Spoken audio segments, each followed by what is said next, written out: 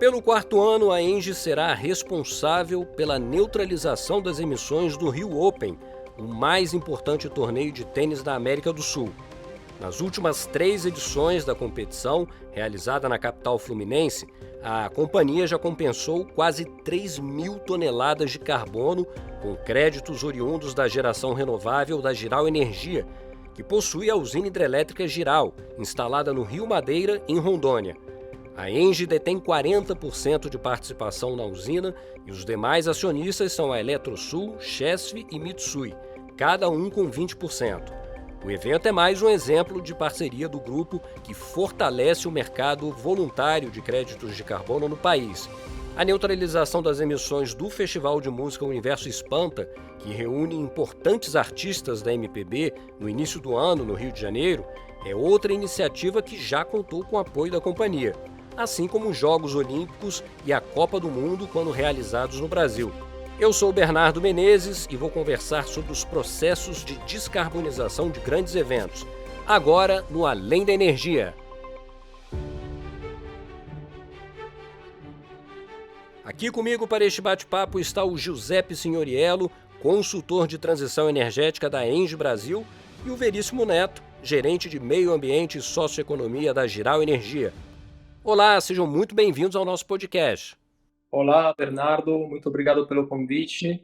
Olá, Veríssimo, é um prazer estar aqui com vocês. Olá, Bernardo, obrigado pelo convite. É um prazer estar aqui mais uma vez no Além da Energia. Olá, Giuseppe, é um prazer estar contigo aqui nesse podcast. A gente que agradece sempre a participação e a colaboração de vocês aqui no Além da Energia. E, Giuseppe, esse será o quarto ano em que a ENGIE realiza a neutralização do Rio Open. Como essa parceria tem fortalecido o papel da companhia no mercado voluntário de créditos de carbono? Boa pergunta, Bernardo. Posso dizer que a ENGIE desempenha um papel pioneiro no mercado voluntário de créditos de carbono, sendo uma das primeiras a contribuir para o seu desenvolvimento. E, de fato, o primeiro projeto registrado pela empresa ocorreu 18 anos atrás. Desde então, a ENGIE obteve o registro de mais 12 projetos de geração de energia renovável, abrangendo fontes como eólica, solar, hidroelétrica, no Mecanismo de Desenvolvimento Limpo das Nações Unidas. Esses projetos, devidamente aprovados, registrados, têm a capacidade de gerar e emitir os chamados créditos de carbono. E ao longo desses 18 anos, a ENGIE atuou nesse mercado, se associando a diferentes empresas e iniciativas, descarbonizando, assim, as emissões dessas empresas. Nesse cenário, na ENGIE, acreditamos que grandes eventos, especialmente os esportivos, têm o potencial de impulsionar a conscientização das pessoas. E, naturalmente, esse tipo de evento atrai a atenção de uma audiência, crianças, jovens, público em geral, esteja presente no local ou acompanhando remotamente por meio de transmissões televisivas. E, assim, embora a descarbonização de um evento tenha um impacto real consideravelmente menor em comparação com a descarbonização, por exemplo, de uma empresa de grande porte, os benefícios que essa ação proporciona à sociedade têm um impacto positivo muito mais significativo. E, assim, a ENGIE possui um histórico relevante de contribuições para a descarbonização de grandes eventos esportivos, destacando-se nos Jogos Olímpicos do Rio de Janeiro 2016 e nas 4 edições consecutivas do Rio Open.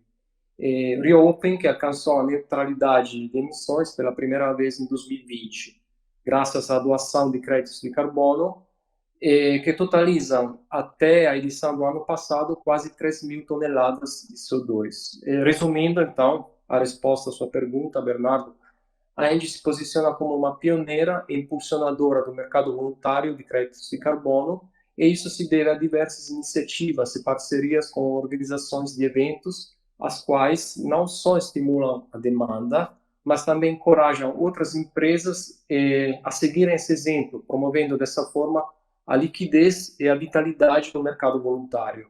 Veríssimo, a neutralização das emissões do Rio Open tem a ver com a geração renovável da Jirau Energia. Quanto a usina é hoje capaz de gerar de créditos para o mercado voluntário?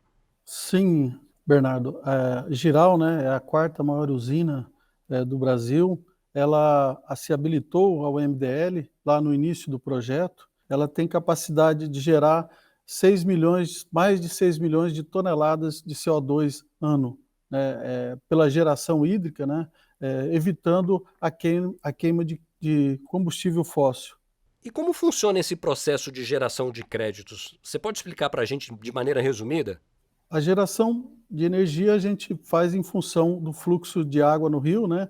É claro que no período de chuva nós temos 50 máquinas, operamos as 50 máquinas, e no período mais seco a gente acaba diminuindo a geração. Mas numa média a gente tem uma geração bastante alta, né? Isso a gente se habilitou no MDL, no Mecanismo de Desenvolvimento Limpo, para gerar esses créditos, né? Então hoje a gente consegue gerar mais de 6 milhões de toneladas de crédito de carbono ano, e isso para descarbonizar eventos como o Rio Open, que a gente, em parceria com a ENGIE, nós fazemos já agora há 4 anos. Também tivemos outras parcerias com a ENGIE para descarbonização das Paralimpíadas, das Olimpíadas, né? São vários eventos em parceria, principalmente com a ENGIE, nessa parte do esporte, a gente tem descarbonizado esses grandes eventos.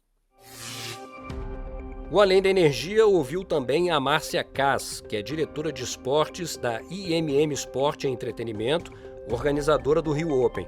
Nós conversamos com ela sobre o fato de o torneio já ter conquistado 3 vezes o certificado de evento carbono zero das Nações Unidas. E qual foi, claro, a repercussão desse reconhecimento?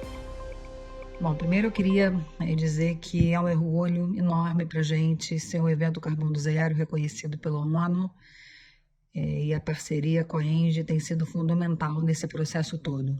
É um orgulho enorme essa parceria com a ENGIE. Também queria dizer que a gente quer usar a força, cada vez mais usar a força do Rio Open para mobilizar pessoas, levar conhecimento sobre o tema, informação e mensagem para um amplo público, né? Amplificar cada vez mais essa mensagem. A repercussão tem sido cada vez melhor, cada vez maior. É fascinante ver a curva de crescimento desse tema, né? Cada ano vai tomando uma nova dimensão de fato. Com 3 anos de Rio Open Carbono Zero, chancelado pela ONU, se vai se incorporando a alma do Rio Open, né? Eu sempre falo que não basta apenas ser um evento que proporciona uma experiência inesquecível de entretenimento. A gente quer isso, mas com atitudes sustentáveis. Isso é muito, muito importante. Então, as marcas estão cada vez mais exigentes, as marcas identificam e demandam essa atitude, o público vai se tornando cada vez mais consciente e a imprensa também repercute, né? Acho que é importante registrar que os próprios atletas estão cada vez mais engajados com esse tema, isso nacionalmente, internacionalmente, e a ATP reconhece o Rio Open, reconhece que está virando um modelo, né, em relação ao pilar ambiental e a esse tema. A gente participou, ano passado, participei de um evento em Nova York, promovido pela ATP, com todos os promotores de ATP 500. Antes do evento, a gente teve algumas rodadas de conversa com uma consultoria, a McKinsey, que foi contratada pela ATP. O objetivo era identificar as melhores práticas de cada torneio, né, para essa reunião. No nosso caso, o destaque foi o pilar ambiental e as iniciativas todas, né, que a gente faz para tornar um evento carbono zero com o certificado da ONU. Então, a gente apresentou para todos os promotores da ATP 500 que a gente faz no Rio Open, gerando uma repercussão incrível, né, imagem positiva do Rio Open no cenário de tênis internacional também. Bom, nós ouvimos aí a repercussão que a neutralização das emissões do Rio Open gera no cenário internacional. Giuseppe, o Veríssimo já citou aqui, inclusive, outros eventos em que a ENGIE também atuou na descarbonização. Você acredita que essa é uma tendência em crescimento no país? Que diagnóstico você faz? Bem, posso afirmar que a cada ano observamos um crescimento notável na conscientização, tanto entre empresas quanto entre indivíduos. Isso é particularmente evidente nas novas gerações, que demonstram um forte senso de responsabilidade e comprometimento com a preservação do meio ambiente. Consequentemente, é esperado que a demanda por créditos de carbono aumente, impulsionada pelos crescentes compromissos de neutralidade assumidos por diversas iniciativas. E falando de eventos esportivos, apenas para dar uma noção do tamanho dessa indústria, de quantas pessoas são alcançadas, o impacto que tem nas mudanças climáticas, sabia que a pegada de carbono global desses eventos é comparável às emissões de gases da Bolívia e da Espanha juntas? Isso conforme divulgado por um estudo conduzido pela Rapid Transition Alliance. E corroborando a minha percepção, trazendo aqui uma pesquisa da consultoria McKinsey, a demanda por créditos voluntários no Brasil poderá alcançar até 2030 2 bilhões de dólares. No entanto, atualmente, o país emite menos de 1% desse potencial estimado. Então, em resumo, é possível afirmar que a participação de empresas em iniciativas de neutralização de carbono está emergindo como uma tendência em ascensão. Isso porque as empresas se deram conta de que a adoção de práticas sustentáveis, como a mitigação e a neutralização de emissões, não apenas contribuem para a preservação do meio ambiente, mas também elevam a reputação e fortalecem a competitividade do empreendimento, tornando-se um elemento crucial para o sucesso do negócio. Veríssimo, quais outros setores têm demandado os créditos gerados pela usina Jirau e que perspectivas você vê para o mercado voluntário nos próximos anos? Eu queria ouvir o seu diagnóstico também. A gente tem recebido ao longo dos últimos anos, principalmente agora em 2023, como o Giuseppe falou, existem vários compromissos, né, iniciativas do setor privado e também governamental, e que têm trazido algumas demandas, principalmente da indústria, pequenas e médias indústrias têm nos demandado, a gente tem feito a comercialização para essas indústrias, né, poderem neutralizar o seu carbono. Também algumas pequenas construtoras também, para neutralizar sua pegada, e principalmente médias e pequenas indústrias, né, têm nos procurado do Brasil, todos os estados aí, sul, centro-oeste, têm nos procurado e a gente tem atendido essas demandas, tem feito a negociação e tem cancelado os créditos em nome dessas empresas, né? Isso acho que o mercado tem evoluído, como o Giuseppe falou, esses novos compromissos da iniciativa privada, né, dos vários setores, assim como dos governos também têm entrado bastante nessa questão, e o Brasil está tentando fazer essa regulamentação, que é bom para o setor, né? Nós estamos a caminho então a gente entende que o mercado é muito promissor, né? E a gente, é claro, tem um volume de créditos bastante considerável, a gente só aguarda que realmente as perspectivas são boas para o crescimento do mercado.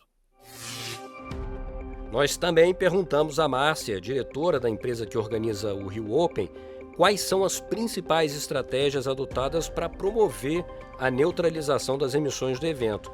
Ela comentou que a participação do público é fundamental. A gente quer cada vez mais o público participando desse movimento, consciente, acessando o site neutralizariopen.com.br, né? Qualquer pessoa que tem o ingresso em mãos pode entrar no site, calcular sua pegada de carbono, imputar seus dados, né? Dados da onde que você está vindo para o torneio, qual o meio de transporte. Com esses dados, a gente tem dados mais robustos para o cálculo das emissões. Então, a gente está desenvolvendo campanhas para o público ajudar a gente a contabilizar com informações mais robustas para fazer esse cálculo das emissões. A gente vai ter também um espaço no evento, com um vídeo bem aspiracional sobre o tema. Vai ser um espaço onde o público também vai poder aprender, interagir, onde a gente vai ter ali também, vamos poder coletar dados para calibrar nosso conhecimento sobre esse deslocamento do público até o torneio e assim termos dados mais robustos. Então, esse é um dos grandes objetivos para 2024. A gente vai continuar sendo um evento carbono zero,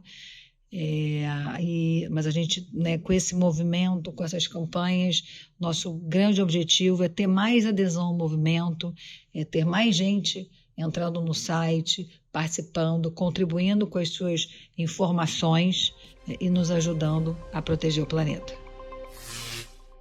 Voltando aqui para o nosso bate-papo, Giuseppe, você acha que a retomada mais consistente do crescimento econômico e a reindustrialização podem favorecer o desenvolvimento do mercado de carbono por aqui? Com certeza. Eu acredito que pela frente temos muitas oportunidades e com certeza também um mercado regulado de carbono que deve ser aprovado nos próximos dias ou meses. Isso também impulsionará muito essa demanda. A gente está chegando no final do episódio, mas você gostaria de complementar, Veríssimo?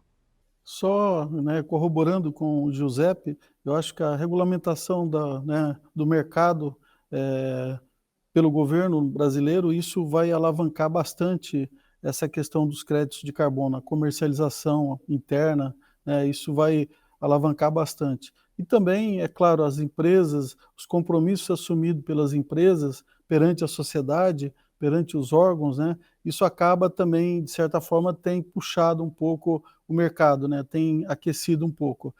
O aquecimento do mercado hoje ainda é pequeno, mas a gente acredita muito com a regulamentação da lei, isso, a lei, né, passando a vigorar, isso vai realmente alavancar. É claro que também o crescimento do país, isso ajuda, né, a perspectiva de uma renovação industrial, aí, de uma nova, né, renovação na indústria brasileira, né, uma alavancagem na indústria brasileira, tudo isso também colabora para o crescimento do mercado. A gente está com uma boa perspectiva, né, de que o mercado se aqueça bastante a partir da regulamentação, principalmente da regulamentação da legislação, né. Estamos bastante confiantes no mercado, Bernardo. Obrigado pela oportunidade.